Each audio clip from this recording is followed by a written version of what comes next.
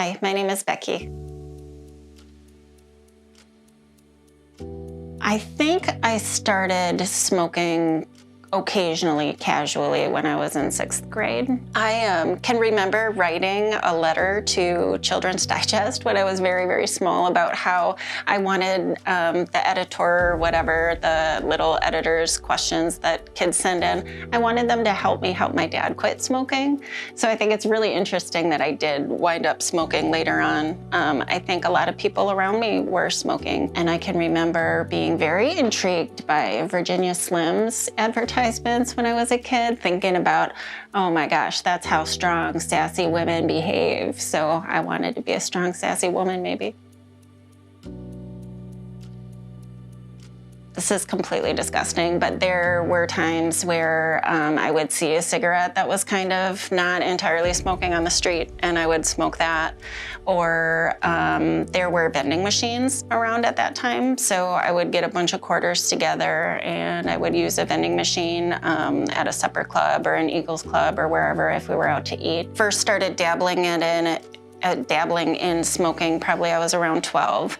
I was a smoker. Like, I could legitimately say I was a smoker by the time I was a junior in high school, where I would need, like really every 2 hours or so was about my max. I needed to have a cigarette after about 2 hours. I was smoking about a pack and a half, sometimes a little bit more than that, but pretty consistently up until 34.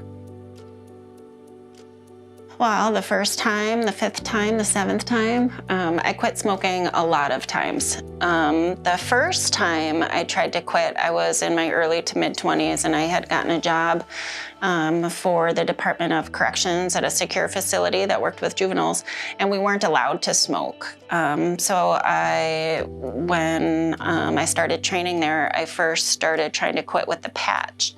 And I was fairly successful with that. I can remember being in the training a couple of weeks into it, and I was like, oh, I really kind of feel like I could use a cigarette. So I went to rub my patch, and I wasn't wearing it. So I had forgotten to put it on that morning. And I saw that as a moment of success. Like, oh, it's not the first thing I'm thinking about. So I found out that I was going to have a child. So I was like, all right, well, we won't be smoking anymore. And when I found out I was expecting my daughter, was the last time I had a cigarette. I stopped smoking completely 100% 9 years ago. I am a huge proponent of smart recovery.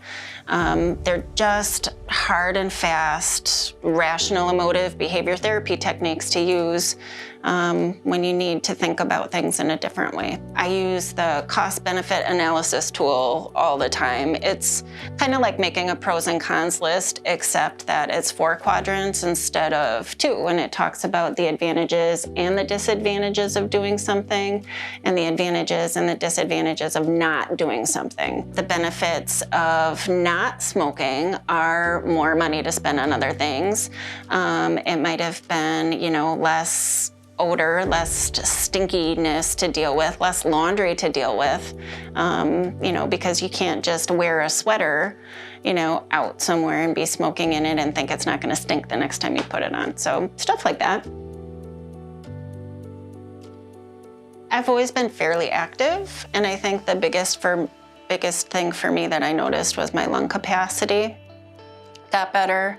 When I went through periods of not smoking, and that didn't even take very long. I feel like after, several weeks, I could feel myself, breathing a little bit easier at the gym, or when I was jogging outside or riding a bike or whatever. Well, first of all, it's awesome to even be thinking about it. And I think if you're at that point, go for it. I think that there's not a right way to do it. There's not a wrong way to do it. You just need to figure out how. For me, cutting back never worked, but that's sort of my deal. It's all or nothing. So I found medication to be helpful. I had the most success with Nicorette gum. But there's the quit line. I mean, there's all kinds of things to have available, you know, for help, for support. I think that changing habits, you know, if you're used to going outside to smoke a cigarette first thing in the morning, maybe it's helpful to keep going outside, and instead of smoking the cigarette, you have, you know, half your cup of coffee out on the porch after you've cleared all of that stuff out of your area, and it's not a smoking area anymore, and now it's your coffee area. I find things like that to be helpful. Most of the time, if I think about cigarettes, I think about the freedom that I have now. There will be every now and again, I will smell somebody smoking and it will smell good. Certainly, for sure, that happens. But then I think about all of the freedom, you know, I don't have to be excusing myself after dinner. I don't have to be like, you know, thinking about going outside first thing in the morning, like, are my pajamas decent enough that I can go sit on the porch, or is my hair a mess? Do I need to put on a hat? You know, I don't have to, like, smoking takes effort. Smoking takes effort, the way the world is today, I think, and it's really nice not to have to do that.